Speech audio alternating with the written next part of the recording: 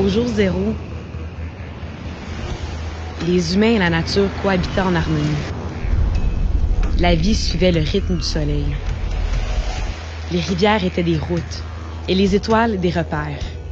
La forêt était notre bibliothèque, notre pharmacie, notre boîte à outils. Au fil du temps, ces liens se sont rompus et nous cherchons des façons de les retisser. Pour nous, le jour zéro, c'est aujourd'hui. Il est temps d'apprendre du passé et d'avancer, de poser des questions difficiles et de chercher des réponses courageuses. Il est temps de penser, de créer et de jouer différemment, d'écouter aussi fort que nous parlons. Il est temps de combler l'écart entre la ville et la campagne, entre la science et la créativité, entre l'économie et l'écologie. Il est temps de créer des ponts entre l'humain et la nature.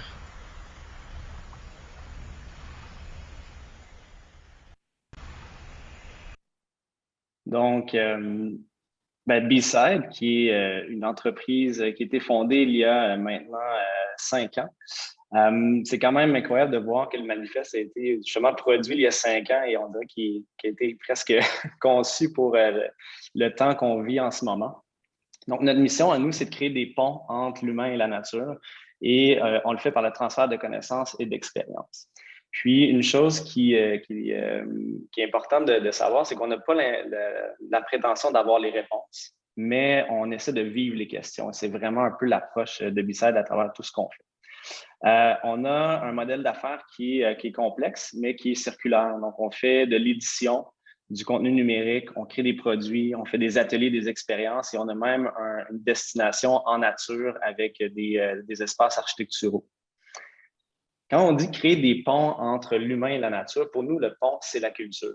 Et pourquoi on utilise la culture comme pont? C'est qu'on considère que c'est un langage qui est universel, un peu comme les émotions. Ça traverse en fait les frontières, que ce soit des frontières qui sont de langage, que ce soit des frontières d'âge, de génération, des frontières physiques. Donc, pour nous, la culture est la meilleure façon en fait de ramener les gens à s'intéresser à la nature. Puis tout ça, ensuite, ça nous permet de nous outiller pour avoir une vie qui est plus signifiante. Donc, c'est vraiment l'objectif de notre démarche. Concrètement, ça ressemble à quoi? La première chose, c'est que B-Side est une publication imprimée, donc un magazine qui est beaucoup plus proche d'un livre que d'un magazine, qui est imprimé à la fois en français et en anglais. Et on le distribue maintenant au Québec, au Canada anglais, aux États-Unis et en Europe. Donc, ça ressemble un peu on peut voir un peu le contenu. Et ce qui est vraiment intéressant avec la publication, c'est que ça nous permet de travailler avec une panoplie d'acteurs du milieu, autant au Canada qu'aux États-Unis. On parle de journalistes, de philosophes, des aventuriers, des scientifiques, des photographes, des artistes visuels. Et tous ces gens-là, finalement, contribuent à créer des nouveaux récits. Et c'est vraiment ce qu'on essaie de faire, des récits qui vont essayer de nous inspirer. On a tellement eu de récits dans les dernières décennies de on peut aller sur Mars et là, on le vit. Je pense que si on est capable de se créer des nouveaux récits culturels, on est capable aussi d'avoir une vision plus loin. Puis ensuite, on a créé une plateforme numérique, donc de passer de l'imprimé papier, qui était une façon pour nous d'avoir un écrit qui était durable et à s'assurer que les gens prenaient du temps de lecture. Mais le numérique nous permet de rejoindre beaucoup plus de gens.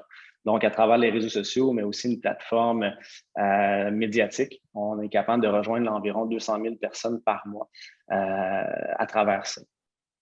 Puis là, on a continué notre périple et on s'est dit, qu'est-ce qu'on peut faire? Donc, quand on disait créer des ponts entre l'humain et la nature, on le fait par le transfert de connaissances. Donc, j'en parle un peu plus tôt là, avec le magazine et la plateforme numérique, mais aussi par le transfert d'expérience. Donc, on fait des ateliers de transfert de connaissances qui sont aussi variés que comment apprendre à fileter un poisson, à aller récolter ses champignons forestiers, à cuisiner sur le feu, à créer une mouche pour pêcher à la mouche, faire son jardin urbain, apprendre à naviguer à la voile. Donc, le but est vraiment d'avoir des activités concrètes qui nous permettent de reconnecter avec la Terre, mais avec nos savoirs aussi.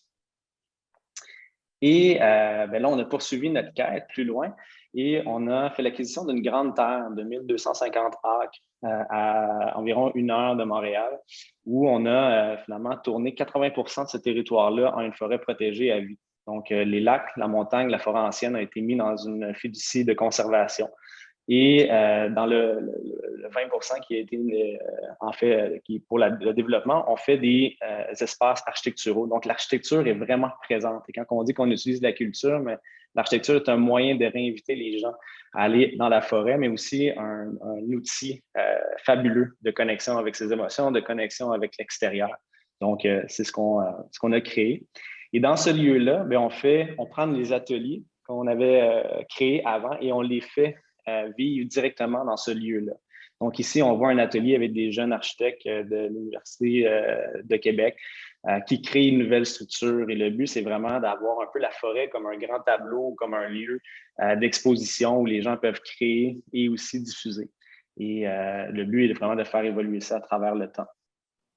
Et également, on a une série qui s'appelle les canaux-concerts. Donc, ce sont des petits concerts intimistes qui sont présentés sur l'eau. Donc, l'artiste en avant avec une guitare et son plus simple appareil sans amplification. Et les gens peuvent écouter ce concert-là dans un cadre qui est enchanteur. Et au final, on est capable d'attirer des gens qui peut-être a priori n'auraient peut-être pas passé la soirée sur le bord d'un lac ou en forêt, mais par la musique, donc le côté culturel, on est capable de réattirer ces gens-là.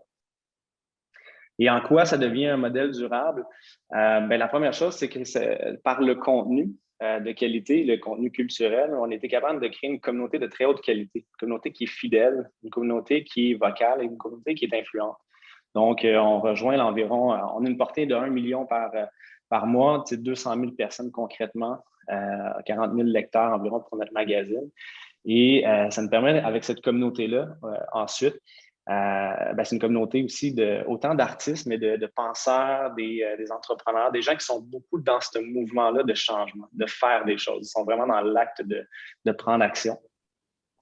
Et finalement, le développement durable, pour nous, c'était de développer un modèle d'affaires qui était périn. C'était hyper important de s'assurer que financièrement, ce modèle-là se tenait. Et à la fin, ce que ça nous permet de faire, c'est qu'on a bâti une communauté justement de très haute qualité qui nous permet ensuite de conserver des grands territoires, donc de conserver 1000 acres à vie. Et finalement, on est capable d'accueillir ces gens-là dans ce lieu-là. Et la roue tourne et là, finalement, on est capable de créer du nouveau contenu, de continuer à collaborer avec des artistes, des penseurs à travers l'Amérique et de finalement aider les gens à reconnecter avec la nature.